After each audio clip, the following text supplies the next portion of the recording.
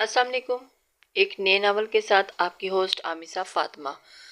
Extreme لو ہے road hero کے ساتھ موسٹ رومانٹک ناول ہے، سیکنڈ میرج بیسڈ ناول ہے۔ لسنرز آپ کو ضرور پسند آئے گا۔ بڑھتے ہیں آج کے ناول کی جانب۔ پچھلے 50 منٹ میں اس چھوٹے سے ڈرائنگ روم میں بیٹھے اب اسے وہاں کی ایک ایک چیز ازبر ہو چکی تھی۔ دیواروں کی کلر سکیم سے لے کے صوفوں کی سیٹنگ، کھڑکیوں کے سامنے پردے پر لگی واحد آیت الکرسی کی پینٹنگ اسے ذہن نشین ہو چکے تھے۔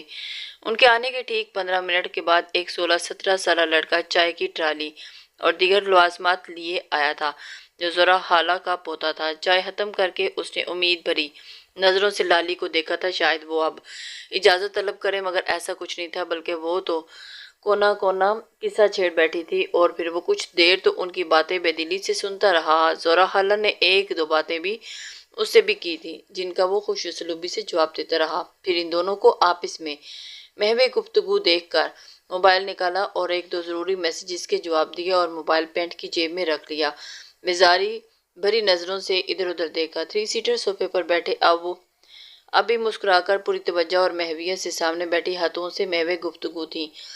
پرشفیق سی مسکراہٹ لیے وہ 65 کے قریب کی عمر کی خاتون تھی جن سے ملنے کے لیے لالی آئی تھی۔ بقول لالی وہ ان کی امی کی خالہ زاد بہن تھی، مگر اسے دور دور تک یاد نہیں پڑتا تھا وہ کبھی ان سے ملا ہو یا ان کے گھر آیا ہو۔ نومیہ کے بے حد اصرار پر انہیں لے تو آیا تھا، مگر ان کی نہ ختم ہونے والی باتوں کو سن کر اپنے فیصلے پر پچھتا رہا تھا۔ باتوں کے دوران انہوں نے نظر اٹھا کر اس کی طرف دیکھا تو اکتائے ہوئے انداز میں کلائی پر بندی گھڑی کے بڑے سے ڈائل پر انگلی سے بے آواز دستک دی۔ ایسا اس نے تیسری بار کیا تھا۔ لالی کی نظروں نے سرزنش جاگی۔ وہ ایک بار پھر سے رخ موڑ کر باتوں میں مصروف ہوگی۔ وہ گہرا سانس لیتا متاسف نظروں سے انہیں دیکھ کر رہ گیا تھا۔ خواتین کے 10 منٹ کبھی بھی 10 منٹ نہیں ہوتے۔ اسے یاد آیا تھا پچھلے 2 دن سے لالی اس کے پیچھے پڑی تھی۔ وہ صرف 10 منٹ کے لیے اپنی مرحوم ماں کی اکلوتی حیات خالہ اور زہرا خالہ سے ملنا چاہتی تھی۔ اپنے بزی شیڈول کے باعث وہ ٹال مٹول سے کام لیتا رہا تھا۔ آج اتوار کی چھٹی تھی کی وجہ سے پکڑ میں آ گیا تھا۔ 1.5 گھنٹے کی ڈرائیو اور اب 1 گھنٹہ یہاں وقف ہو چکا تھا۔ قریب اس کا چھٹی کا دن وقف ہو چکا تھا۔ ایک ضروری کال آنے پر وہ معذرت کرتا اٹھ کر باہر نکل آیا۔ غیر گھر میں یوں منہ اٹھا کر نکل پڑنا مناسب نہ خیال کرتے وہ ڈرائنگ روم کے دروازے تک نکلتا راہداری سے ہوتا گھر کے کھلے اندرونی دروازے سے باہر نکل آیا تھا۔ کال پر مصروف و ساتھ ساتھ حسب عادت اس چھوٹے سے باغیچے میں ٹہلنے لگا۔ تبھی مین گیٹ کھلا تھا۔ بلا ارادہ آہٹ پر اس کی نظر اس جانب گئی۔ وہ 2 لڑکیاں تھیں جو گھر کے اندر داخل ہوئی تھیں اور پہلے اس کی گاڑی کو دیکھ کر چونکی، پھر گھر میں اس اجنبی چہرے کو دیکھ کر لہجہ بھر کے لیے رکے۔ اگلے ہی پل دونوں آگے بڑھ گئیں۔ ایک ہاتھ پینٹ کی جیب میں ڈالے دوسرے موبائل کان سے لگاتے کہتا ہوا التمش نظریں پھیر گیا تھا۔ جس وقت وہ کال بند کر کے واپس ڈرائنگ روم میں 2 نفوس کا اضافہ ہو چکا تھا، وہ وہیں دروازے پر تھم گیا تھا۔ آ جاؤ بیٹا۔ سب سے پہلے زہرا بی کی نظر اس پر ہی پڑی تھی۔ اس کے جھجک کا رکنا انہوں نے بھانپ لیا تھا۔ وہ ہلکا سا سر کو ہم دیتا ہوا اندر آیا۔ صوفے پر بیٹھتے ہی لالی اس کی طرف مڑی تھی۔ التمش، یہ منظر بھائی کی بچیاں ہیں، اور ان کے حشاش بشاش انداز میں بتانے پر اس نے زہرا بی کے ساتھ ہی بیٹھی 2 لڑکیوں کو دیکھا اور ان میں سے ایک نے اسے سلام کیا تھا جبکہ دوسری نے یہ زحمت بھی گوارا نہیں کی تھی۔ وہ قدرے زہرا بی کے پیچھے ہو کر بیٹھی تھی اور اس کے چہرے پر چھائے تاثرات بتاتے تھے۔ وہ قدرے نروس سی تھی۔ انداز ایسے تھے جیسے کسی نے بندوق کے زور پر بٹھا رکھا ہو اور بس اجازت ملنے کی دیر ہو وہاں سے بھاگ جانے کو تیار بیٹھی تھی۔ التمش نے سر کو ذرا خم دیتے ہوئے سلام کا جواب دیا اور نگاہ ایک بار پھر کلائی پر سجی گھڑی پر ڈالی۔ اور نوال، آپ کیا کرتی ہیں بیٹا؟ لالی نے پوچھا تو وہ وہی لڑکی جس نے سلام کیا تھا پورے اعتماد سے بولی تھی، میں MSc کے فائنل سیمسٹر میں ہوں ماشاءاللہ۔ اور مشال آپ؟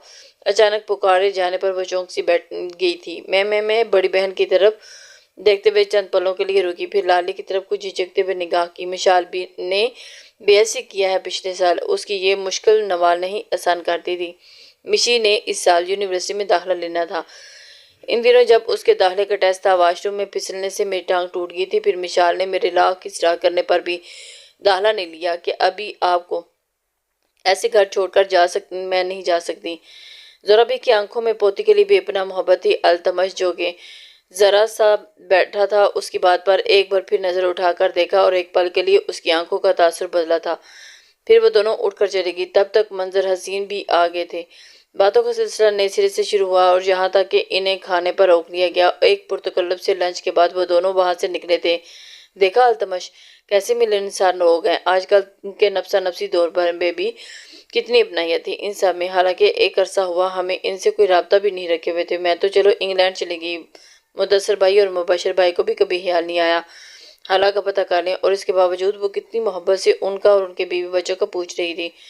گاڑی ان کے گیٹ سے نکال کر روڈ پر ڈالتے ہی ڈرائیو کرتے ہوئے التمش کی طرف رخ کرتے ہوئے نومیہ نے کہا، چہرے پر خوشی صاف دکھائی دیتی تھی، میرے کتنے کام پینڈنگ تھے لالی، اور آپ نے اتنی دیر لگا دی، یہ آپ کے 10 منٹ 3 گھنٹوں پر محیط ہو گئے تھے، پتہ ہوتا تو میں کبھی گلزار کو ہی آپ کے ساتھ بھیج دیتا۔ بلیک شیڈز کے باوجود نومیہ جانتی تھی کہ اس کی آنکھوں میں ہبکی کے کہیں رنگ امڈ آئے ہوں، اس کی باتوں کو سرے سے ہی نظر انداز کیے وہ اپنی ہی سنا رہا تھا۔ نومیہ نے اپنی مسکراہٹ روکی، ورنہ وہ اور بگڑتا۔ اچھا بس اب لے ہی آئے ہو تو احسان مت جتلاؤ، پتہ ہے مجھے بڑے ہو گئے ہو تم، اب تم وہ التمش نہیں رہے جو میرے ایک بار کہنے پر گاڑی کی چابی اٹھائے نکل پڑتا تھا، میرے ساتھ ہی منہ لٹکا کر ہی سے ہی پوری مارکیٹ گھوما کرتا تھا، اب تو تم بیوروکریٹ بن گئے ہو، بڑے مصروف ہوتے ہو، اتنے کینیڈا سے 4 سال آتی بہن کے لیے بھی تمہارے پاس ٹائم نہیں ہے۔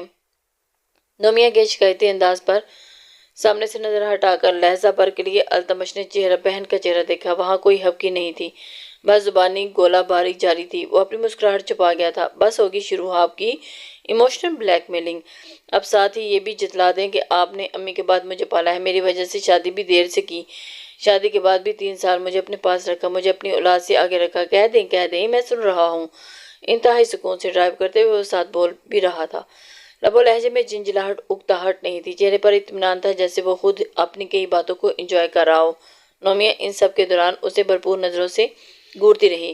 توبہ ہے التمش، میں نے کب تمہیں یہ جتلایا، صحیح کہتی ہیں عطیہ اور ایرم بھابی، تم بولتے نہیں ہو آگ برساتے ہو۔ التمش پہلی بار مسکرایا تھا دھیما سا، یوں کہ اس کے ہونٹ ذرا سے کھچے، سر کو ذرا سا جھٹکا، احتیاط سے موڑ کاٹا اور ساتھ ہی موضوع بدل گیا تھا۔ آئس کریم کھائیں گی؟ اب کی بار چہرے پر سے بیزاری کے بادل چھٹ گئے تھے تو وہ ایک دوستانہ سی آفر کی گئی تھی نیکی اور پوچھ سر ہلا کر وہ سامنے نظر آتی بیکری کے قریب گاڑی روک چکا تھا۔ مشی تم نے دیکھا وہ کتنا ہینڈسم تھا؟ مشال نے نوال کو، یہ نوال تھی جو دیجکی میں سے سالن ڈونگے میں منتقل کرتی مصروف سے انداز میں کہہ رہی تھی۔ دونوں بازوں کی آستینیں فولڈ کیے پوری چھت بھر سے برتن دھوتی ہوئی مشال نے سر اٹھا کر گردن گھماتے نہ سمجھی سے بہن کا تبصرہ سنا تھا۔ کون؟ ارے وہی ابا کا چچا ٹپک آنے والا رشتہ دار، کیا لکس تھے، اوپر سے 20 گریڈ کا افسر، وفاق میں سرکاری بندہ، اس کی شان الگ ہوتی ہے، یہ تو پھر بہت تگڑی پوسٹ ہے۔ حالی دیج کی سنگھ کے قریب کھسکاتے ہوئے پرستائش لہجے میں گویا تھی، نہ کرو آپی، ابھی شہریار بھائی نے سن لیا نا تو تم لوگوں کی نئی جنگ چھڑ جانی ہے۔ مشال دھیما سا مسکراتی ہوئی سر جھٹک کر دوبارہ پلیٹ دھونے لگی تھی۔ نوال نے اس کی بات پر ہاتھ ہلا کر ناک سے نادیدہ مکھی اڑائی تھی، جیسے ارے اسے تو رہنے ہی دو، جل ککڑا ہے پورا، ابھی پرسوں میں نے صرف اتنا ہی کہہ دیا مجھے بلال عباس پسند ہے، پورا دن منہ پھلائے یونی میں گھومتا رہا۔ اس نے جس طرح کلس کر کہا تھا۔ مشال ہنستی تھی، آپی تم بھی تو انہیں چڑھانے سے باز نہیں آتی نا۔ ڈونگا فریج میں رکھتی نوال فخریہ مسکرائی تھی، دھیرے سے شانے اچکائے، ویسے چڑھتے ہوئے رج کے کیوٹ لگتا ہے، بدتمیز۔ وہ چل کر مشال کے پاس واپس آئی اور کپڑے سے چینی کے ڈنر سیٹ کی پلیٹیں خشک کرنے لگی تھی جو خاص موقعوں خصوصاً مہمانوں کی آمد پر میز کی زینت بنا کرتا تھا۔ ویسے بندہ تھا زبردست، وہ آنٹی بھی بڑی سوبر سی تھی، پہلے تاثر میں تو اچھی وائبز آئیں، مجھے اچھے لگتے ہیں لوگ، آنٹی تک تو ٹھیک ہے مگر وہ آدمی اتنا بھی اچھا نہیں تھا، عجیب سا تھا جیسے بیزار سا ہو، ایسے لوگوں کی موجودگی مجھے تو بے آرامی کرتی ہے آپی۔ نل بند کرتی ہوئی مشال نے پہلی بار کھل کر کہا، ورنہ جب سے وہ لوگ گئے تھے نوال ہی ان کی تعریفیں کیے جا رہی تھی۔ ان کے جاتے ہی نوال نے باہر دادو پاس بیٹھ کر پورا ان کا شجرہ نسب پوچھا تھا۔ تمہیں بڑا پتہ ہے لوگوں کا۔ وہ بیزار نہیں تھا میری جان، اسے ایٹیٹیوڈ کہتے ہیں، وہ سنا نہیں تم نے؟ خدا جب حسن دیتا ہے تو نزاکت آ ہی جاتی ہے، یہ لڑکیوں کے لیے کہا جاتا ہے، مرد جب خوبصورت ہو تو اس میں نزاکت کے بجائے ذرا سا ایٹیٹیوڈ ہی آ جاتا ہے، سمجھی؟ اس کی اتنی لمبی چوڑی وضاحت پر مشال نے ایک گہرا سانس خارج کیا، پتہ نہیں گردن میں سریا فٹ کرنے کو لوگ ایٹیٹیوڈ کا نام کیوں دے دیتے ہیں، مجھے تو الرجی ہونے لگتی ہے ایسے لوگوں سے۔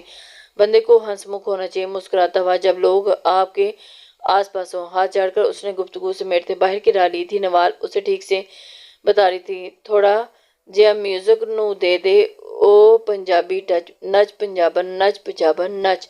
یہ ایک معمول کی صوتی حیات منزل کی اوپری پورشن میں جب ایک آواز تھی جو زور و شور سے سنائی دیتی تھی، وجہ تھی اس کے کمروں کے ساؤنڈ پروف ہونا۔ گلزار خان اپنی اونچی آواز رکھتے ہوئے کبھی تردد نہیں کی تھی، کبھی ضرورت نہیں پڑی تھی۔ 19 سالہ سرخ و سفید دبلا پتلا دراز قد گلزار خان جو اسلام آباد آ کر پشتو سے زیادہ پنجابی گانوں کا دلدادہ ہو گیا تھا۔ کچن سے لیونگ ایریا میں جھانکو تو آپ کو نہ صرف گانا سنائی دے گا بلکہ ڈسٹنگ کرتے ہوئے گلزار کے ٹھمکوں سے بھی آپ مستفید ہو سکتے ہیں، لالی کی طرح جو ناشتہ بناتے ہوئے مسکراتے لبوں کے کچھ دیر کے بعد اس لائیو چلتے کنسرٹ سے بھی لطف اندوز ہو رہی تھی۔ اپنے کمرے سے نکلتے التمش نے وہیں دروازے کی دہلیز پر قدم رکھ کے روک لیا تھا اور اسے دیکھا تھا، اور پھر ایک گہرا سانس لیتا آگے بڑھا۔ اس نے اب حیران ہونا بھی چھوڑ دیا تھا۔ اس گھر میں لکی سرکس اب سے زیادہ چونکنے پر مجبور نہیں کر پاتی تھی۔ اس کی آمد سے بے خبر گلزار اب بھی سر دھنتے ہوئے نیچے بیٹھا اور سینٹر ٹیبل پر کپڑا رگڑ رگڑ کر صفائی کی مہم پر کمر بستہ تھا۔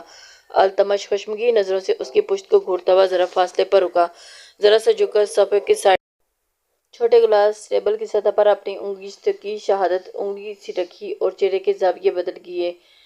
چلے گی کیا ویگو؟ اس کی آواز پر ایک جھٹکے سے اٹھ کھڑا ہوتا اس کی جانب پلٹا اور ساتھ ہی بتی سی باہر نکالی۔ سلام لالا۔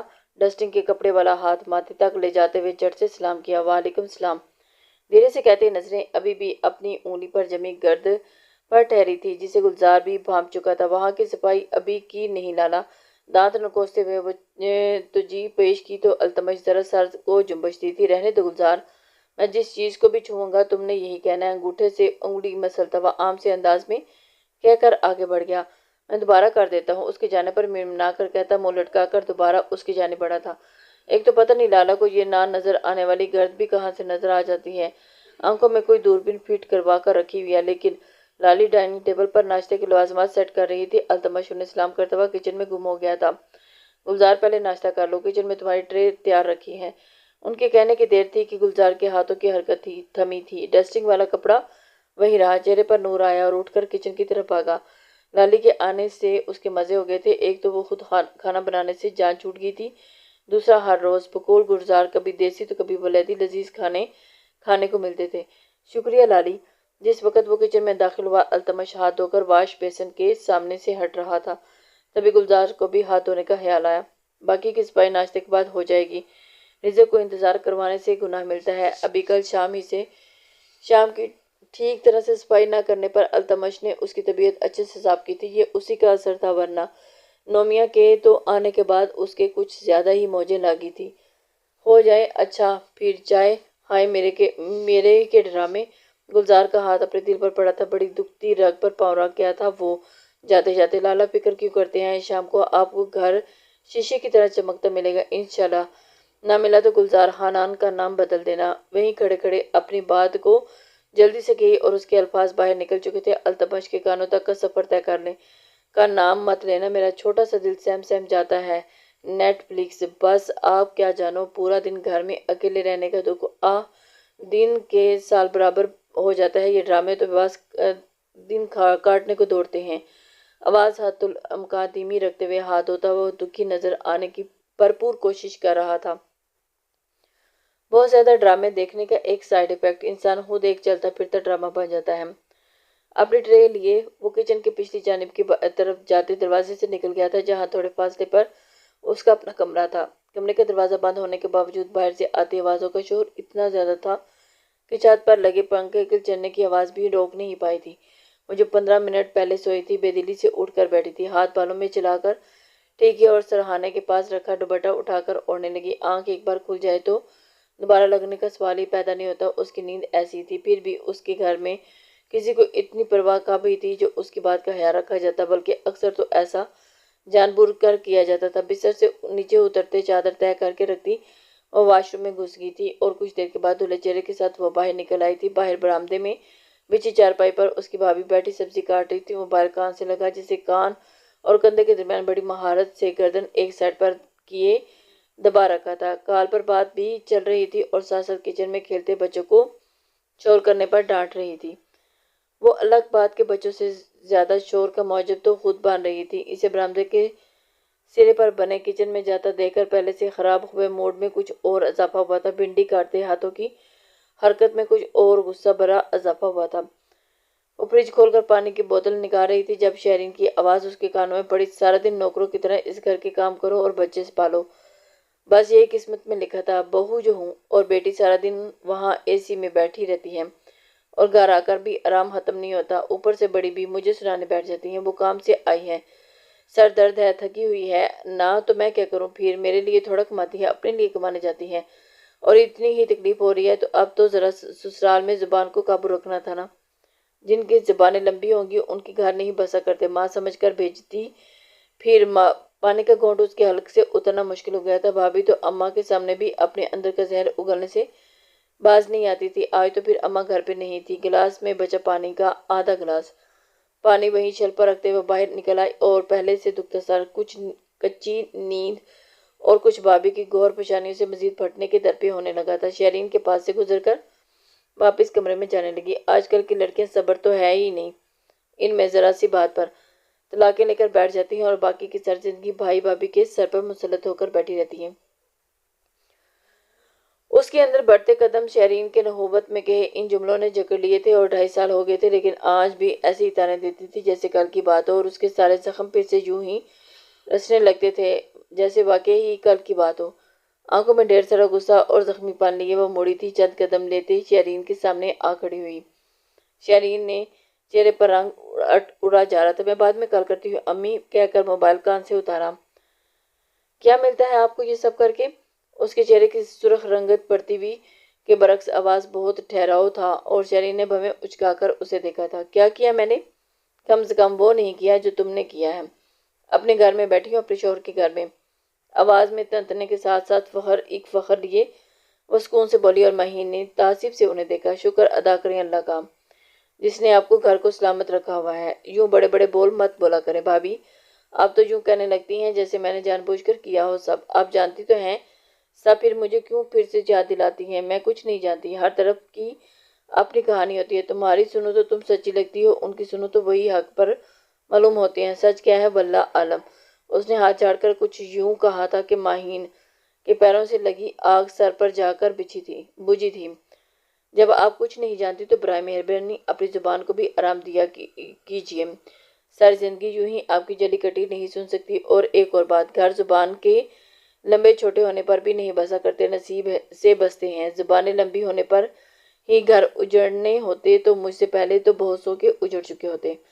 بہت کم یوں غصے میں آ کر اپنی بھڑاس نکالا کرتی تھی۔ اب بھی اسے بولتا دیکھ کر شہرین کا منہ حیرت سے کھلے کے کھلا رہ گیا، اور جب تک وہ سنبھلی تھی مہین اپنے کمرے میں جا کر دروازہ لاک بھی کر چکی تھی۔ اسی زبان نے تمہیں بسنے نہیں دیا، منحوس کہیں گی، ہو تو اجڑ کر بیٹھی ہیں، میرے گھر کو بسا دے کر پیٹ میں مروڑ اٹھتے ہیں۔ جانے دو اپنے بھائی کو آج ذرا، ماں اور بھائی کے سامنے کیسے مسنی بن جاتی ہے۔ آگ بگولا ہوئی شہرین چارپائی سے اٹھتی جلتی بنتی سبزی کی پرات اٹھائے کچن کی جانب بڑھ گئی تھی، اور صبح سے میں کھیلتے بچے موقع پر باہر جانے والا دروازہ کب کا عبور کر گئے تھے اسے اندازہ بھی نہیں ہوا۔ شام کے ڈھلتے سائے گہرے ہوتے نیم اندھیرے میں گم ہونے لگے تھے تو ہواؤں میں بھی کچھ ٹھنڈک کا احساس پیدا ہونے لگا۔ باہر لان میں بچھی کرسیوں پر ایک پر نومیاں بیٹھی تھی اور خلاف معمول مدثر بھائی بھی گھر پر موجود تھے اور نومیاں کے سامنے والی نشست سنبھالے ہوئے تھے۔ وہ ہارٹ اسپیشل تھے اور پھر دن کے وقت ہاسپٹل میں، جبکہ شام میں اپنا کلینک چلاتے تھے۔ ان کی بیوی عطیہ بھی اسی شعبے میں منسلک تھی، وہ گائنیکالوجسٹ تھی۔ آج بہت ٹائم کے بعد اس طرح بہن بھائی کو ساتھ بیٹھے دیکھ کر موقع میسر آیا تھا، ورنہ زندگی کے جمیلوں نے جہاں بہت آرام اور آسائش دی تھی اور سٹائل فراغت سے نہیں کبھی بیٹھے۔ اگر آپ کے پاس وقت ہے اپنے پیاروں کے ساتھ مل بیٹھنے کا تو یہ خداوند کے رحم کی ایک شکل ہے، اس سے زیادہ سے زیادہ نفع حاصل کریں، بہت ساری اچھی یادیں بنا کر، اور یقین جانے یہ یادیں مستقبل میں آپ کے لیے مشعل راہ ثابت ہوگی جب آپ تنہائی کے گپ اندھیرے میں خود کو کھڑا پائیں گے۔ لیکن ہم وہ وقت کھو دیتے ہیں، اس بات کا احساس ذرا سی تاریکی میں کھڑے ہونے کے بعد ہی ہمیں ہوتا ہے۔ کاش زندگی اتنی بھاگم توڑ کی شکار نہ ہوتی۔ چائے کا دور ختم ہوا تو گلزار برتن اٹھا کر واپس چلا گیا، پھر بات ہوئی التمش سے۔ انہیں اچانک یاد آیا تو نومیہ نفی میں سر ہلا دیا۔ نہیں، وہ مجھے ٹھیک سے ملے تب نا، یہ معاملہ ایسے تو نہیں جسے چلتے پھرتے ڈسکس کر لیا جائے، لیکن ہمارے پاس اتنا وقت نہیں۔ شکیل صاحب باتوں باتوں میں 2-3 بار پوچھ چکے تھے مجھ سے، میرے خیال میں تمہیں اس سے پوچھ لینا چاہیے۔ اس کی فرصت کا انتظار کرتی رہی تو ساری زندگی نکل جائے گی، اس کی روٹین تو ایسی ہی ہے۔ صبح کا نکلا رات کو واپس آتا، آفس، جم، خواب اور کلب، لائبریریز کے چکر، یہی سب چلتا رہتا ہے اس کے۔ یہاں تک تو ایک گھر میں رہتے ہوئے بھی کئی ہفتے گزر جاتے ہیں، اس کی شکل دیکھنے کو نہیں ملتا۔ وہ بنا طنز کے سرسری سی ایک بات کر رہے تھے۔ مجھے آپ سے بھی گلہ ہے بھائی جان، وہ چھوٹا ہے ہم سب میں سے، آپ نے بھی اسے بالکل ہی کسی کھاتے میں نہیں رکھا۔ آپ بڑے ہیں، یہاں اس کے پاس ہیں، ایک ہی گھر ہے، پھر بھی وہ اجنبیوں کی طرح رہتا ہے۔ مجھے آئے ہوئے 8-10 دن ہو گئے ہیں، نہ کوئی نیچے سے اوپر جاتا ہے نہ وہ نیچے سے آتا ہے۔ یہ کیا ہو رہا ہے آخر؟ وہ 4 سال بعد پاکستان آئی تھی اور یہ ماحول اسے ناگوار گزرا تھا۔ مدثر ٹیک چھوڑ کر سیدھا ہو کر بیٹھے تھے اور بچپن کی عمر میں بھی سمارٹ فٹ تھے۔ میں نے شروع میں کوشش کی تھی نومیہ، اور امی کے بعد زیادہ وقت تمہارے ساتھ رہا، تم اسے بہتر جانتی ہو وہ کتنا موڈی ہے۔ میں نے پوری کوشش کی تھی یہی نیچے والے پورشن میں ہمارے ساتھ ہی ایڈجسٹ کر جائے، لیکن وہ ناخوش لگتا تھا۔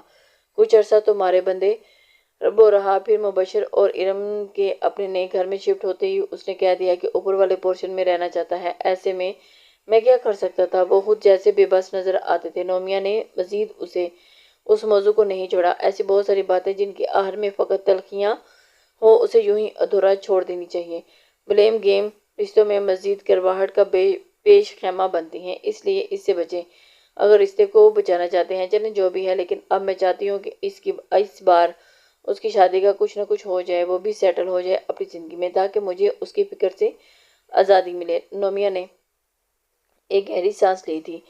چہرے پر تفکر تھا۔ کیا چاہتا تھا یہ لڑکا؟ وہ 34 کا ہنسا عبور کرنے کو تھا اور شادی کا ابھی تک نام لینے کو تیار نہیں تھا۔ اس عمر میں اس کے دونوں بڑے بھائی بال بچے دار تھے، بلکہ ان کے پورے خاندان میں کسی کی شادی اتنی تاخیر کا شکار نہیں ہوئی تھی۔ عطیہ نے کتنی کوشش کی تھی اس بارے میں تم سے جانتی ہو۔ شیرین نے انگیجمنٹ بھی التمشی کی مرضی سے کی تھی، ہم نے نہیں۔ اور کیا انجام ہوا؟ 2 سال بعد منگنی توڑ دی۔ وہ عطیہ کی بھانجی ہے، اور اس طرح کی بات تو گھر میں بھی ڈسٹربنس ہونے لگتی ہے۔ جو وجہ اس نے رشتہ توڑنے کی بتائی تھی، نومیہ تم تو بتاؤ، کوئی اس کی سینس بنتی ہے؟ کتنا سمجھایا تھا اسے، وہ اپنی ضد میں آ جائے تو ساری دنیا کو اپنے خلاف کر لے۔ پیچھے ہٹے گا نہیں۔ واقعے کے بعد التمش اور عطیہ بھی آپس میں کھچے کھچے رہنے لگے تھے۔ مدثر بھائی حد درجہ بیچارگی سے کہہ رہے تھے۔ نومیہ نے پہلو بدلا۔ اچھا چھوڑے نا بھائی جان، پرانی باتیں کریدنے کا کیا ہوگا؟ میں اس صورت بات کرتی ہوں، اور یہ اونٹ کبھی نہ کسی کروٹ بٹھا کر ہی جانا ہے واپس۔ میں نے اس کے اجرت بھرے انداز میں کہنے پر مدثر دھیرے سے ہنستے سر اسپات میں ہلا گیا۔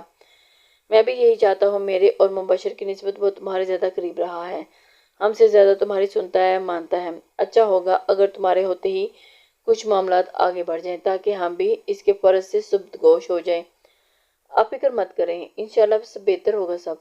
وہ مسکرا کر انہیں ٹالتی ہوئی آگے بڑھی۔ مخصوص سیٹی کی آواز سن کر وہ جو ابھی چائے کے برتن اٹھا کے لانے کے بعد بڑے سکون سے آنکھیں موندے چھت کی پچھلی جانب چارپائی ڈالے لیٹا تھا، گڑبڑا کر اٹھ بیٹھا۔ اوپر والے پورشن میں اس وقت کوئی نہیں تھا۔ اس کے باوجود گردن گھما کر ادھر ادھر دیکھا، سچ شکر کسی نے دیکھا نہیں تھا۔ پھر تیوری چڑھا کر ساتھ والی چھت نگاہ کی، وہیں آفت تھی بھلا اس کے سوا کسی کی جرأت تھی جو گلزار خان کو سیٹی مارتا؟ اپنی طرف متوجہ پا کر وہ معصومیت سے آنکھیں گھماتی اب مسکرا کر اسے دیکھ رہی تھی۔ وہ چارپائی سے اٹھ کر دیوار کے پاس، یوں کہ وہ دونوں اپنے اپنے چھتوں کی دیواروں سے جڑے بالکل ہی ایک دوسرے کے سامنے کھڑے تھے۔ گلزار نے اپنے دونوں ہاتھوں جوڑ کر اس کے آگے کیے۔ یہ لو نور بی بی، میرے جڑے ہاتھ دیکھو، کسی نہ کسی دن آپ کو یوں دیکھ لیا تو آپ کا تو کچھ نہیں جائے گا اور میرا کچھ رہے گا نہیں۔ میں 2 بہنوں کو اکلوتا بھائی ہوں، بابا میرے بیمار ہیں، مورے میرا نام لے کر جیتی ہے، میں نے ابھی بہت سارا جینا ہے اور بہت کچھ کرنا ہے انشاءاللہ، لیکن آپ کی یہی حرکتیں رہیں تو مجھے لگتا ہے کہ بہت جلد اس سپاہی ہستی سے سپایا ہو جائے گا۔ لالا نے دیکھ لیا تو وہ پوچھے گا بعد میں اور ہڈیاں پہلے توڑے گا، اور آپ کے ابا نے دیکھ لیا تو وہ پہلے ہی گولی مارے گا، پھر میری لاش سے تفتیش کرے گا۔ مجھے جینے دو بی بی، مجھے جینے دو، اللہ کا واسطہ ہے تجھے۔ وہ حد درجہ عاجز آیا مسکین سی شکل بنائے ہوئے تھا، بس رو دینے کی کسر واقعی تھی۔ ٹھیک ہے جینے دوں گی، بس ایک زنگر منگوا دو پلیز۔ اس کی دکھ بھری دستان کے بدلے منڈیر پر دونوں ہاتھ جمائے جس نیازی سے اس نے کہا تھا، گلزار کا بس نہیں چلا تھا کہ وہ اسی چھت سے کود جاتا، لیکن پھر اپنی 2 بہنوں اور اکلوتے اماں اور ابا کا خیال آیا تو خود پر قابو پایا تھا۔ آپ پکا مروائیں گی مجھے؟ وہ روحان سا ہونے لگا تھا، سرخ سفید چہرے کی رنگت گلابی ہونے لگی تھی۔ تمہارا تو پتہ نہیں، لیکن بوا نے آج لوکی گوشت بنا کر مجھے مارنے کا پکا ارادہ کا رکھا ہے۔ بھوک مجھ سے برداشت نہیں ہوتی اور لوکی گوشت مجھ سے کھایا نہیں جاتا، اور میرے ابھی کو تو تم جانتے ہو مجال ہے جو رات کو باہر سے کچھ منگوانے دیں۔ ہاں بابا کو بھی سختی سے منع کر رکھا ہے، کوئی ڈیلیوری بوائے آئے تو وہیں گیٹ سے واپس کر دینا، کوئی چیز گھر کی دہلیز سے اندر نہ آئے۔ پھر تم ہی بتاؤ، میں تم سے نہیں کہوں گی تو کس سے کہوں گی؟ ہر ہمسائی مشکل میں ہمسایوں کے کام آتے ہیں۔ ماتھے پر گرے بالوں کے وہ پیچھے کرتی اور پر امید نظریں اس پر جمائے ہوئے تھیں۔ سر سفید رنگت اور گول بھرے بھرے چہرے والی نور عین ہاشم افریدی، جس کے سیاہ بال آگے سے کٹے ماتھے پر بسیرا کیے ہوئے تھے تو وہ کچھ اور بھی معصوم اور پیاری لگتی تھی۔ جاپانی گڑیا، یہ اپنوں کے لیے کہا جاتا ہے، ہمسایوں والی ابھی کھڑے کھڑے آپ نے گھڑی ہے۔ وہ حفیظ سا طنز کرتا ہوا پیچھے ہوا اور انداز صاف بتا رہا تھا ہمیشہ کی طرح کم از کم آج اس کی باتوں میں نہیں آنے والا۔ نور جو اتنی دیر سے چہرے پر مہربان سے مسکان لیے بات کر رہی تھی، ایک دم سے مسکراہٹ چہرے پر سے رخصت ہوئی اور آنکھیں چھوٹی کیے ہوئے اسے گھورا۔ وہ اٹک کے سفید میمنے اور سیدھی طرح سے ایک ہی بار میرے کہے بات مان لیا کرو۔ کسی دن میرا دماغ گھوما نا تو تمہارے وہ درگت بنے گی کہ سوچ ہے تمہاری، مجھ سے زیادہ کچھ نہیں کرنا پڑے گا، بس ابھی التمش چاچو کو ایک کال کریں گے اور اگلے دن تمہارے اس تھوبڑے پر 120 ڈینٹ پڑے ہوں گے اور تمہارا بوریا بستر گول ہوا تمہاری ان ناتواں کندھوں پر ہوگا، اور جب تم یوں لوٹے پٹے اٹک پہنچو گے تو تمہاری مورے بھی تمہیں پہچاننے سے ایک بار انکار ضرور کر دیں گی، اس لیے سوچ سمجھ کر 10 سیکنڈ میں فیصلہ کرو، زنگر یا پھر اٹک جانے والی بس۔ جو وہ نقشہ کھینچ رہی تھی گلزار کی رنگت متغیر ہو گئی تھی۔ اف، یہ امیر ہمسایوں کی گنڈا گردی! غصہ کیوں کرتی ہو نور بی بی؟ میں بس آرڈر کرنے والا ہی تھا، آپ ٹینشن فری ہو جائیں، آپ کا زنگر سمجھے آیا کہ آیا۔ دل ہی دل میں وہ پیچ و تاب کھاتا ہوا چہرے پر بڑی سی زبردستی مسکراہٹ لیے اپنے کرتے کی سائڈ والی جیب سے موبائل نکال رہا تھا۔ اسے فیصلہ کرنے میں 1 سیکنڈ نہیں لگا تھا۔ نور نے ہاتھ اٹھا کر جھاڑے اور گردن ہلائی۔ گڈ، پہلی باری مان جایا کرو، ایسے ہی میری انرجی ویسٹ کرواتے ہو۔ ڈھیلے سے کرتے کے نیچے پہنے جینس کی جیب سے پیسے نکال کر اس نے نیچے سے چھوٹا سا پتھر اٹھایا تھا اور وہاں چھت پر اس کے مقصد کے لیے بہت سارے چھوٹے چھوٹے کنکر اور ایک گملے میں سجائے گئے تھے جو کہ اسی کام کے لیے استعمال میں لائے جاتے تھے۔ پیسے کنکر کے گرد لپیٹ کر چھوٹا سا گولا بناتے نور نے گلزار کی طرف اچھالا تھا جو اس سے ذرا فاصلے پر گرے تھے۔ چلو شاباش، جلدی، ہاں بھوک بہت لگی ہوئی ہے مجھے، اور ہاں ایک اپنے لیے بھی منگوا لینا۔ وہ اپنے دوستانہ موڈ میں واپس آ چکی تھی۔ مجھے نہیں کھانا۔ نیچے جھک کر گلزار کی اسے صرف غصے بھری جھنجھلائی آواز سنائی دیتی۔ جاتے جاتے پھر رکی۔ کچھ کہا تم نے؟ نور نے دونوں ہاتھ کمر پر جمائے تھے۔ گلزار مسکرایا تھا۔ وہ دونوں ہاتھ اٹھا کر زور سے نفی میں ہلا دیا تھا۔ بالکل بھی نہیں، آپ جائیں، زنگر پہنچا بس، اور مجھے غریب کا خیال کرنے کے لیے۔ اللہ آپ سے پوچھے گا بی بی، مطلب آپ کو اجر دے گا۔ سر ہلاتی وہ واپس مڑ گئی تھی۔ گلزار نے ہاتھ میں پکڑے پیسے لے کر گولے سے اپنا ماتھا پیٹ لیا تھا۔ پیٹنے کے بعد اسے یاد آیا تھا کہ اسے بھی کچھ یاد تھا اور وہ ماتھا سہلاتے ہوئے منہ بنائے ہوئے موبائل اور فوڈ پانڈا والوں کی ایپ کھول رہا تھا۔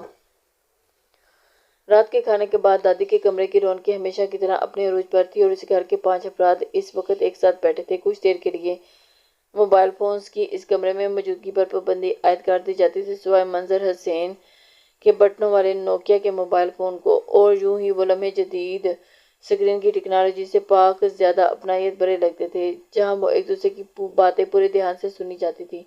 دادی بیٹھ کے بیچوں بیچ تکیے سے ٹیک لگائے بیٹھی تھی اور منظر حسین بھی ابھی اٹھ کر وضو کرنے گئے تھے۔ نوال چائے کے خالی کپ اٹھا کر دھونے گئی تھی جبکہ مشال اور ارحم آمنے سامنے پالتی مارے بیٹھے ہوئے تھے اور دادی کی باتیں سن رہے تھے اور دادی کے ارد گرد بیٹھے ان کی بہت ہی دھیان سے توجہ سے باتیں سن رہے تھے۔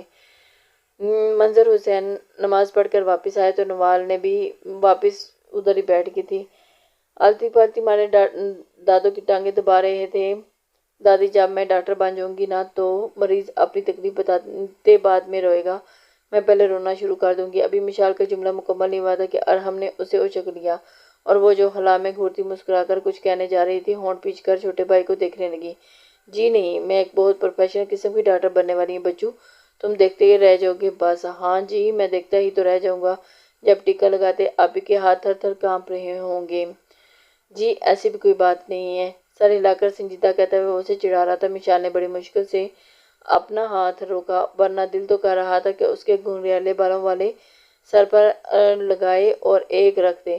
میں نے ڈاکٹر بننا ہے، کمپاؤنڈر نہیں جو ٹیکا لگاتی پھروں، اور ویسے بھی اگر نوبت آئے بھی تو میں یہ بھی کر لوں گی، سیکھنے میں سب آ جاتا ہے، اور میرا تو بچپن سے خواب ہے، میں نے ڈاکٹر ہی بننا ہے نا دادی؟ ٹھیک کہہ رہی ہوں نا میں؟ وہ پرجوش سی دادی کی جانب مڑی تو اتنی دیر میں پلکیں موندے مسکرا کر ان کی باتیں سن رہی تھی۔ بالکل میری بیٹی، بڑی ہی اچھی ڈاکٹر نہیں بنے گی، ویسے ارحم تو میری دھینو تنگ نہ کر۔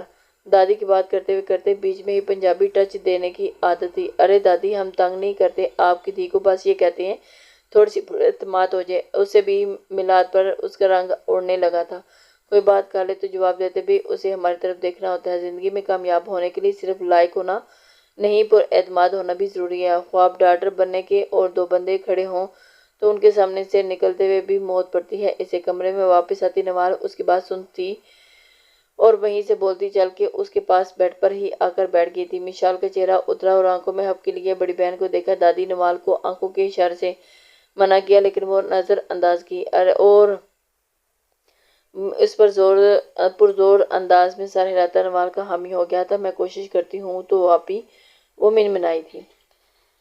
صرف کوشش نہیں، تمہیں بھرپور کوشش کرنی ہوگی مشی۔ میں اپنی بہن کو زندگی میں کامیاب دیکھنا چاہتی ہوں اور اسے سر زندگی انڈیپینڈنٹ۔ تمہیں اب دوسروں پر انحصار کرتے نہیں گزاری جا سکتی۔ تمہارے ساتھ جو بچپن میں ہوا وہ بھولنا ہوگا، تمہیں اب اور آگے بڑھنا ہوگا، اور اس میں ہم سب تمہارے ساتھ ہیں۔ کل کو تم نے یونیورسٹی میں داخلہ لینا ہے تو وہاں کیسے سروائیو کرو گی تم؟ وہاں تو میں نہیں ہوں گی تمہارے ساتھ، سب کچھ تمہیں خود ہی مینج کرنا ہوگا۔ نوال اب کی بار اسے دھیرے سے کہہ رہی تھی، انداز میں محبت بھی تھی اور پرواہ بھی۔ مشال مسکرا دی اور اس کی بہن اس کا سب سے بڑا سپورٹ سسٹم تھی۔ دادی نے اپنے بچوں کو محبت بھری نظروں سے دیکھا، تبھی اذان کی آواز آنے لگی۔ چلو اٹھو سارے، اب نماز کا وقت ہو گیا۔ ارحم تم بھی نکلو، مسجد کے لیے جماعت کا وقت نکل گیا تو منظر آ کر شور ڈالے گا، مجھے بھی نماز پڑھنی ہے۔ نوال، میری چھڑی دیکھ پتر کدھر رہ گئی ہے؟ ان کے کہنے پر وہ تینوں جلدی جلدی حرکت میں آئے تھے اور اٹھ کے نماز کی طرف بڑھ گئے تھے۔ صبح وہ اپنے معمول کے مطابق اٹھی تھی، نماز پڑھ کر برآمدے اور صبح سین کی صفائی اور پھر کچن میں ناشتہ بنانے چلی گئی تھی۔ امی اس کے ساتھ ہی بیدار ہوتی تھی جب وہ کام کرتی، چھوٹے موٹے کام ساتھ ساتھ میں بٹا دیا کرتی تھی۔ وہ منع کرتی رہتی، امی چیزیں اپنی جگہ پر ٹھیک کر رکھتی جاتی، اور بچوں والے گھر میں تو چیزیں ویسے ہی اپنی جگہ کم ہی پائی جاتی ہیں۔ ناشتہ بنانے کے بعد اس نے وہی کچن میں ہی امی کے ساتھ ہی کیا تھا۔ خلاف معمول ابھی تک شرین کمرے سے نہیں نکلی تھی۔ کل رات آذر کے آنے کے بعد بھی گھر میں ٹھیک ٹھاک ماحول گرم ہو گیا تھا۔ آذر کی اپنے کپڑوں کی دکان تھی اور رات کو دیر سے واپس لوٹتا تھا، اور آتے ہی ساتھ وہ کمرے میں گیا۔ شرین پیچھے پیچھے کی اور پھر آدھے گھنٹے بعد وہ امی کے پاس آیا تھا۔ سخت موڈ خراب تھا، مہین سے تو کچھ کہا نہیں، لیکن امی سے شکایتوں کے انبار لگا دیے، جس کا لباب یہ تھا کہ مہین کو شرین سے زبان درازی نہیں کرنی چاہیے، گھر کا ماحول خراب کرنے سے باز رہنا چاہیے۔ شرین بڑی ہے، کچھ بھی کہہ دے، یا امی آذر سے کہے، خود لڑنے کی ضرورت نہیں۔ اس کی ہر بات مہین کا ذکر تھا۔ شرین تو کہیں تھی ہی نہیں، اور امی جو شام کو گھر پہ بھی نہیں تھی، جنہیں اس واقعے کا سرے سے علم ہی نہیں تھا، حقہ بکسی ان کی سن رہی تھی، اور ایک دو بار شکایتی انداز میں مہین کو دیکھا، جس نے انہیں بتانے کی زحمت بھی گوارا نہیں کی تھی۔ دیکھا جاتا تو بات آذر کی بھی ٹھیک تھی، پورے دن کا تھکا ہارا بندہ گھر آئے اور آگے سے یہ سب سننے کو ملے تو دماغ ایک بار گھومتا ضرور ہے۔ اس کے جانے کے بعد امی نے مہین سے پوچھا تو اس نے منو ان ساری بات بتا دی۔ امی نے آگے سے کچھ نہیں کہا، اور لیکن پھر بھی مہین کا دل خراب ہوا تھا۔ کیا تھا جو بھائی صرف اس کو سمجھانے اور اس کے قصوروار ٹھہرانے کے بجائے ساتھ ایک بار ہی سے ہی شرین بھابھی کا بھی نام لے لیتے۔ بھابھی اٹھیں؟ نہیں، آج ابھی تک، بچے اسکول سے لیٹ ہو جائیں گے۔ اپنے اور امی کے ناشتے والے برتن دھوتے ہی اس نے کہا تھا، میں دیکھ لیتی ہوں، تم جاؤ تیار ہو لو، تمہیں بھی تو کام سے دیر ہو رہی ہے۔ امی گھٹنوں پر ہاتھ رکھتی ہوئی اٹھنے لگی تھی۔ امی وہ جاتے جاتے رکی، مہین ہاتھ پوچھتی ان کے قریب آئی تھی۔ آپ کو لگتا ہے کہ ساری غلطی بس میری ہے؟ وہ اداس سی لگتی تھی۔ انہوں نے کل رات سے اس کے بارے میں بات نہیں کی تو مہین کو یہ بات محسوس ہے۔ نہیں، میں جانتی ہوں میری بیٹی جان بوجھ کر گھر کا سکون برباد نہیں کرے گی۔ انہوں نے دھیرے سے نفی میں سر ہلاتے اسے گال چھوا تھا، لیکن بیٹا، جب نظر آ رہا ہو کہ اب حالات لڑائی جھگڑے کی جانب بڑھے ہیں تو ہمیں پہلے ہی خاموشی سے کنارہ کشی اختیار کر لینی چاہیے۔ انہوں نے سبھاؤ سے بیٹی کو سمجھانا چاہا۔ ہمیشہ میں ہی کنارہ کشی کیوں کروں امی؟ کیا دوسروں کو کوئی فرض نہیں بنتا کہ وہ ایسی باتیں نہ کریں جن سے مجھے تکلیف ہو؟ وہ نہ چاہتے ہوئے بھی گلہ کر رہی تھی، جانتی تھی کہ امی خود اس معاملے میں بے بس ہیں، لیکن ان سے نہ کہتی تو پھر کہتی کس سے؟ جس کا جتنا ظرف ہو اور عقل ہو، اسے اتنی بڑی بات سمجھ آتی ہے۔ بیٹا، اب یہی بات اگر میں شرین سے کہوں گی تو وہ اسے لگے گا کہ میں بیٹی کی سائیڈ لے رہی ہوں، اس لیے تمہیں سمجھا رہی ہوں، اور تم میری سمجھدار بیٹی ہو نا، تم ہی دھیمی پڑ جایا کرو، کہنے دیا کرو اسے جو کہتی ہے، مطلب میرے نصیب میں بس سننا ہی لکھا ہے۔ وہ دل شکستہ سے مسکرائی، طنزیہ انداز میں، جسے اپنی قسمت میں نہ لا ہو۔ ایسی مایوسی بھری باتیں نہیں کرتے ماہین، میری بیٹی کا نصیب اللہ رب العزت بہت اچھا کرے گا، وہ ہے نا جو چاہے کر سکتا ہے، تم بس صبر رکھو، جتنا صبر کرو گی اللہ کے ذات اتنا نوازے گا۔ چلو اب جلدی سے تیار ہو جاؤ، تمہاری وین نکل جائے گی۔ وہ بھی وقت کی کمی کے باعث سر ہلاتے کچن سے باہر نکل گئی تھی۔ صابرہ نے اسے چائے سے جاتے دیکھا تو پھر خود بھی شرین کی جانب چلی گئی تھی۔ کلائی پر بندھی گھڑی پر نظر ڈالتے ہی وہ تیز تیز قدم اٹھا رہی تھی، اور اٹھ کر 10 منٹ کو ہونے تھے، یعنی آج وہ پھر سے لیٹ ہو چکی تھی۔ یہ اس کی نئی جاب تھی، اور پہلے ایک پرائیویٹ اسکول میں ٹیچنگ کر رہی تھی، مگر وہاں پہ بہت کم تھی، اور اس کی تعلیم بھی تو فقط گریجویشن تک تھی، اور ایسے میں کوئی اچھے معاوضے والی جاب کی توقع کرنا ابز، بلکہ جبکہ ڈبل ماسٹرز کرنے والے بھی اپنی ڈگریاں ہاتھوں میں لیے گھوم رہے تھے، اور لیکن پھر اسے ایک جاننے والی کے توسط سے ایک سپر اسٹور میں کیش اکاؤنٹ کی جاب ملی تھی۔ یہاں پے کے قدرے بہتر تھی، اور گھر کے تھوڑے فاصلے بڑھ گیا تھا، جس سے وین نکل جاتی تھی اور لیٹ ہو جایا کرتی، اور اس کے 2.5 ماہ کی جاب اسی طرح سے ہو چکی تھی۔ اس کا باز اس معاملے میں قدرے سخت طبیعت کا مالک تھا، وہ اس طرح سے کر رہی تھی کہ ابھی تک نہ آیا ہو، لیکن اس کی دعا قبول نہیں ہوئی تھی۔ جیسے ہی وہ اسٹور میں داخل ہوتی تو اپنی متعلقہ جگہ پر پہنچی تھی۔ آگے گھڑی سیل گرل صوفیہ اس کی آمد کی منتظر ہی تھی۔ سلام دعا کے بعد صوفیہ نے بمب اس کے سر پر پھوڑا تھا۔ سر نے کہا تھا جیسے ہی تم آؤ ان کے آفس میں آنا۔ ماہین نے آنکھیں بند کرتے ہوئے بے آواز اپنا ماتھا پیٹ ڈالا۔ جس بات کا ڈر ہو وہ نہ ہو، ایسے کیسے ہو سکتا ہے؟ اپنا بیگ دراز میں رکھتی ہوئی سیدھی ہوئی اور کمر پر دونوں ہاتھ جمائے، چہرے پر اٹھا کر ایک گہری سانس لی اور عبایا لیتی۔ اسی کے اوپر سٹاف کے لیے مختص کوٹ پہنا تھا۔ عموماً سٹاف کے لیے شرٹس مختص کی جاتی تھی، لیکن چونکہ یہاں اسٹور پر لڑکیوں کی تعداد کافی تھی، اس لیے ان کے لیے رائے تھی اگر کوئی شرٹ پہننا چاہے تو پہن لے، اگر کوئی کوٹ یا عبایا لیتی ہے تو اس کے اوپر سٹاف کا کوٹ پہن لے۔ یہ کیسا باس ہے ہمارا، مطلب اتنی صبح آ کر کون بیٹھ جاتا ہے؟ انہیں اور کوئی کام نہیں ہے کیا؟ بیزاری سے بڑبڑاتی ہوئی وہ واپس مڑی، قدم اوپر منزل کی طرف تھا، جانے والی لفٹ کی جانب تھے۔ وہ 3 منزلہ ایک بہت بڑی عمارت تھی، جس کے اندر ایک پورا جہان آباد تھا۔ اس بلڈنگ میں قدم رکھے کے بعد وہاں کی گروسری سے لے کر کراکری، گارمنٹس، شوز اور جوڑی، الیکٹرانکس، حتیٰ کہ ہر چیز موجود تھی۔ آفریدی سپر اسٹور شہر کے بیچوں بیچ واقع تھا۔ اس اسٹور کا آنر ہاشم آفریدی کام کے معاملے میں کچھ زیادہ ہی سختی کا قائل تھا، اور اس میں سب سے زیادہ اہمیت وقت کی پابندی کی تھی کہ مہین کے لیے جب سے یہ جاب شروع کی تھی درد سر بنی ہوئی تھی۔ 3rd فلور پر پہنچ کر وہ لفٹ سے نکلی تھی، اور اس فلور پر نیچے کی بنسبت رش نہیں تھا۔ یہاں پر آفس اور اکاؤنٹس کے دیگر مامور انجام دیے جاتے تھے۔ آفس کے باہر کھڑے ہو کر اس نے اپنا سکارف ٹھیک کیا، اور 32 سال کی متناسب جسامت اور دراز قد لڑکی تھی، چہرہ صاف، رنگت گندمی، سیاہ آنکھیں جس پر گنہری پلکوں کا سایہ اور نین نقش جاذب نظر۔ مجموعی طور پر وہ بہت خوبصورت نہ سہی مگر ایک بے حد پرکشش شخصیت کی مالک تھی۔ ڈور ناک کر کے وہ اندر داخل ہوئی تھی۔ ہاں، وہاں پر اس کی توقع کے برعکس پہلے ہی میلہ لگا ہوا تھا۔ اسٹور کے مینیجر، درمیانی عمر کے ذرا سے فرابی مائل جسامت کی حامل متین صاحب اپنی پھنسی ہوئی شرٹ میں وہیں برجمان تھے، اور سامنے 5 اور لوگ کھڑے تھے، اور ان سب میں وہ اکیلی لڑکی تھی۔ سوچ کر یہ ہتھیلیاں بھیگنے لگی تھی، اتنے لوگوں کے سامنے سننا ایک مشکل مرحلہ تھا۔ متین صاحب اس کے سلام کا جواب قدرے روکھے انداز میں دیا تھا۔ وہ 2 بار پہلے اسے وارننگ دے چکے تھے۔ مہین کا پہلے سے اترا ہوا منہ اور کچھ اتر گیا تھا۔ وہ بھی وہیں ایک سائڈ پر تھوڑا فاصلہ رکھتے ہوئے کھڑی ہو گئی تھی۔ ایسے لگتا تھا جیسے کلاس کے باہر چند اسٹوڈنٹ کو ٹیچر نے نکال دیا اور شکایت پر پرنسپل آفس تک پہنچ گئی ہو، اور اب پرنسپل صاحب کے آنے کا انتظار ہو رہا ہو۔ تبھی دروازہ کھلا تھا۔ سب کی نظریں ایک ساتھ اس جانب گئی تھی۔ آنے والا کوئی اور نہیں، ہاشم خان آفریدی تھا۔ وہ مضبوط جسامت کا حامل، 5 فٹ 11 انچ کی ہائٹ کے ساتھ جوتے پہنتا تو 6 فٹ کا لگتا تھا۔ پٹھانوں والے تیکھے نقوش، اٹھی ستوا ناک، بڑی بڑی بھوری آنکھیں اور بھورے بال، جن میں چند ایک گرے ہوتے بال بھی کنپٹی کے قریب جھانک رہے تھے۔ بلو 3 پیس کے سوٹ کے اندر سفید شرٹ اور ہم رنگ ٹائی، چمکتے ہوئے سیاہ بوٹ بقول مہین اور فیئر اینڈ لولی کے مردانہ ویژن کا چلتا پھرتا اشتہار تھا۔ Tall and fair and handsome. السلام علیکم سر، سب کی زبان پر ایک ساتھ ہی حرکت میں آئی تھی، جس میں سب سے پہلے مری ہوئی آواز مہین کی تھی۔ متین صاحب نے اس کی طرف دیکھا تھا۔ وعلیکم السلام۔ ہاتھ کے اشارے سے متین صاحب کو بیٹھنے کا اشارہ کرتے وہ اپنی کرسی کی جانب بڑھا تھا۔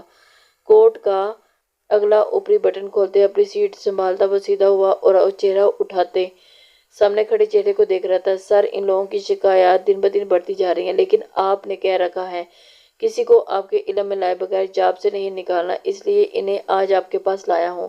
اب آپ خود دیکھ لیں کیا کرنا ہے۔ متین صاحب نے بنا کوئی لگی لپٹی رکھے کہہ دیا تھا۔ مہین کے بس میں تو ہوتا تو وہ نے وہی کھڑے کھڑے اپنی آنکھوں سے نکلتے شعلوں سے راکھ کر کے رکھ دیتی۔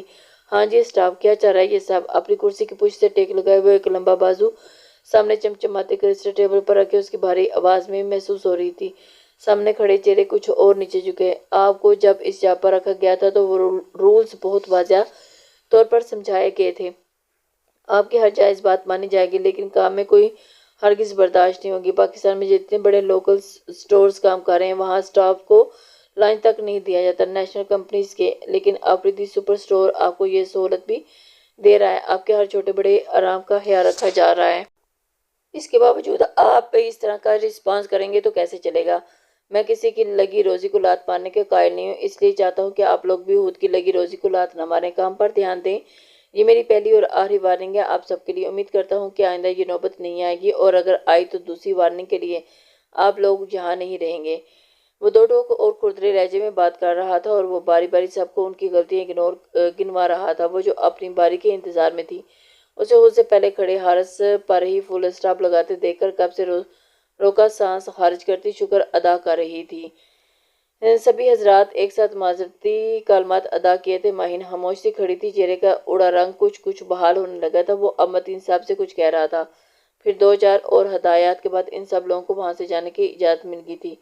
مہین بھی نکلنے لگی تھی، تبھی اس کی آواز سنائی دی، محترمہ آپ یہیں ٹھہرے ذرا۔ گلاسز پہنتا ہوا سامنے رکھی فائل کھولتے ہوئے جھکے سر کے ساتھ ہی بولا تھا، اور وہ جو جہاں تھی اسے وہیں سے سانپ سونگھ گیا تھا۔ کس نے کہا تھا کہ خطرہ سر سے ٹال گیا تھا؟ اس کی تلوار تو ابھی اوپر ہی لٹک رہی تھی۔ اب کمرے میں 3 لوگ موجود تھے، ہاشم، مہین اور متین صاحب۔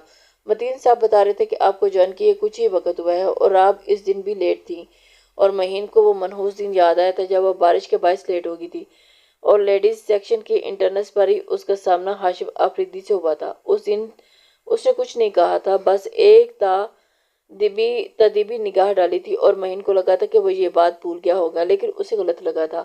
دل پر بڑا سا پتھر رکھ کر مہین نے متین صاحب کو گھورنے سے خود کو روکا تھا، اور ان کے بڑے سے پیٹ میں کوئی بات رکتی نہیں تھی۔ سوری سر، آئندہ میں خیال کروں گی۔ وہ دراصل میری وین جب کبھی مس ہو جائے تو۔ آپ کی وین آپ کا مسئلہ ہے، ہمارا اس سے کوئی لینا دینا نہیں۔ اس کی بات مکمل بھی نہیں ہوئی تھی، وہ سر اٹھا کر اسے دیکھتا سپاٹ انداز میں کہہ رہا تھا۔ چشمے کے پیچھے وہ بری آنکھیں ناپسندیدگی لیے ہوئے تھی، چہرے پر صاف لکھا تھا کہ اسے اس کے عذر سے کوئی غرض نہیں تھی۔ جی سر، سرخ پڑتی رنگت کے ساتھ ہی وہ اتنا ہی کہہ سکتی۔ نیکسٹ ٹائم میں کوئی لیم ایکسکیوزز نہیں سننا چاہتا۔ آپ گھر سے 15 منٹ پہلے نکلیں گی تو آئی ایم شور لیٹ نہیں ہوں گی۔ وہ ایک پل کے لیے رکا اور نظریں واپس فائل پر گاڑی۔ اب آپ جا سکتی ہیں۔ اور وہ جو چہرہ جھکا کر آنسو اب اندر ہی اندر پینے کو تگ و دو میں تھی، تیز قدم لیتی جلدی سے باہر نکلی تھی۔ باہر آتے ہی ایک لمبا سانس اندر کھینچا تھا، اندر ابلتے آنسو وہیں جمائے، اور پتھریلے چہرے کے ساتھ لفٹ کی جانب بڑھی۔ نیچے آنے تک اس کے دل میں اسے 100 بار کہا تھا 2 حرف بھیجے اس نوکری کو، اور پھر دماغ سمجھا رہا تھا کہ دل کی ماں سنو، وہ تو ضدی بچہ ہے۔ اپنے کاؤنٹر پر پہنچ کر اسے پانی کی بوتل کھولی۔ کیا کہا سر نے؟ صوفیہ اسے آتے دیکھ کر اس کی جانب آئی۔ مہین کی نظر اس کی طرف اطراف کا جائزہ لے رہی تھی۔ صبح کا وقت تھا، ابھی رش اتنا نہیں تھا۔ بڑا سا گھونٹ حلق سے اتارتے اس نے بوتل کا ڈھکن بند کیا۔ تمہیں پتہ ہے ہمارا باس کتنا بوڑھا کیوں ہے؟ سرخ پڑتے چہرے کے ساتھ ہی وہ اسے دیکھ رہی تھی۔ مہین نے کچھ اور اس کے کان کے قریب چہرہ کیا، اور صوفیہ کو لگا کہ وہ کسی راز سے پردہ ہٹانے کا مہین کے جھکتے چہرے کے ساتھ چہرے پر اشتیاق دہرایا، کیونکہ وہ ایک ویمپائر ہے جو اپنے امپلائیز کا خون پیتا ہے۔ اس کی دھیمی آواز اس کی تلخی تھی، غصہ اور دباؤ و اشتعال۔ صوفیہ نے بھی حیرت سے منہ کھول کر پیچھے ہوتے ہوئے اسے دیکھا، جس پر مہین نے آنکھیں میچ کر ہونٹ مسکرا کر اندر کی جانب گھستے لے اور سر ہلا کر یقین دلانا چاہا۔ آج کی عزت افزائی نے سچ میں اس کے دماغ کے پرزے ہلا دیے تھے۔ صوفیہ کو اس سے دلی ہمدردی محسوس ہوئی تھی۔ اس کا کندھا تھپتھپا کر واپس چلے گی، اور مہین نے آنکھیں چپک کر ذہن بھٹکاتے ہوئے کمپیوٹر سسٹم سٹارٹ کیا، اور آج کی ہوئی کلاس کے بعد اس کا دل ہی دل پہ یہ پکا ہے تھا کہ آئندہ وہ مر جائے گی لیکن وین مس نہیں ہونے دے گی۔ تمہارے پی اے کا نمبر مل سکتا ہے کیا؟ مجھے جلدی جلدی میں نے ناشتہ کرا تو نومیہ کی سنجیدہ سی آواز پر گردن اٹھا کر متعجب سا اسے دیکھنے لگا۔ آپ نے کیا کرنا ہے؟ اس کا چائے کا گھونٹ لیتے کپ واپس رکھتا پوری اس کی طرف متوجہ تھا۔ اپائنٹمنٹ لینی ہے، تم سے بات کرنی ہے ضروری۔ چائے کے کپ میں چمچ ہلاتے نومیہ نے کہا۔ التمش ڈھانچے سے ہاتھ کھینچ کر آنکھیں بند کرتا کھل کر ہنسا تھا۔ وہ ایسے ہی شاذ و نادر ہی ہنستا تھا اور ایسے ہی ہنستے ہوئے وہ ضرورت سے زیادہ پیارا لگتا تھا۔ نومیہ نے پہلے تحیر اور پھر ستائش سے چھوٹے بھائی کو دیکھا تھا، لیکن چہرہ بے تاثر رکھا، ورنہ وہ آج بھی نہ آتا۔ اگر آپ مجھے شرمندہ کرنا چاہتی ہیں لالی، تو آپ کی خوشی کے لیے وہ ذرا بھر رکا۔ چلے میں تھوڑا سا شرمندہ ہو ہی جاتا ہوں۔ ہنسی روک کر چہرے پر سنجیدگی طاری کی، نومیہ نے متصافانہ انداز میں سر کو نفی میں جنبش دی، آنکھوں میں برہمی اود آئی۔ کس ڈھیٹ مٹی سے بنے ہوئے ہو تم؟ انہیں جیسے افسوس ہوا تھا۔ التمش نے ہونٹ او کے انداز میں سکیڑے، معاملہ سنجیدہ لگتا تھا۔ اوکے، مفاہمت بھرے انداز میں ہاتھ اوپر اٹھائے، گلا کنگارا اور ٹائی کی ناٹ سیدھی کرتے ہوئے ایک دم سیدھا ہو کر بیٹھا۔ معزز پیاری خاتون، آپ کہیں میں سن رہا ہوں آپ کی بات۔ تو اس کے اتنے مؤدبانہ لب و لہجے میں نومیہ کی حب کی ہوا ہونے لگی تھی نہ چاہتے ہوئے بھی چہرے پر مسکراہٹ آ ٹھہری۔ یہ چھوٹے بھائی بہن اتنے دل کے قریب کیوں ہوتے ہیں؟ بندہ ٹھیک سے حب کی بھی نہیں جتا سکتا۔ شادی کب کر رہے ہو؟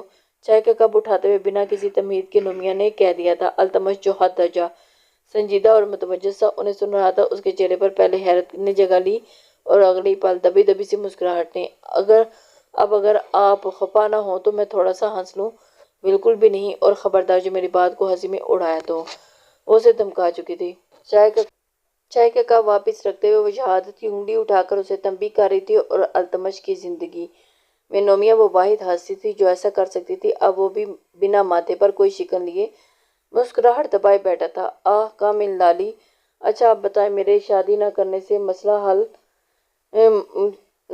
سے مسئلہ کیا ہے؟ زندگی میں شادی کے علاوہ بھی 100 کام ہوتے ہیں، بندہ وہ کرے، خوش رہے، کیا اتنا کافی نہیں؟ اس کے فلسفے پر نومیہ نے پرزور انداز میں سر نفی میں ہلایا تھا۔ نہ اتنا کافی ہوتا تو شادی کرنے کی ضرورت ہی کیا ہوتی؟ شادی خاندان کی بنیادی اکائی ہے۔ ابھی تمہارے پاس 100 کام ہیں، لیکن ایک وقت آئے گا جب تمہارے پاس کرنے کو کوئی کام نہیں ہوگا۔ تمہارے ارد گرد کے لوگ آگے بڑھ جائیں گے، بہن بھائی اپنی زندگی میں بھی اب بھی مگن ہیں، پھر اور کچھ ہو جائیں گے، اور تب تمہیں اپنی بیوی بچوں سمیت کی اہمیت کا پتہ چلے گا۔ اپنا خاندان اپنا ہی ہوتا ہے۔ اس بار التمش نے سر کو اثبات میں ہلایا۔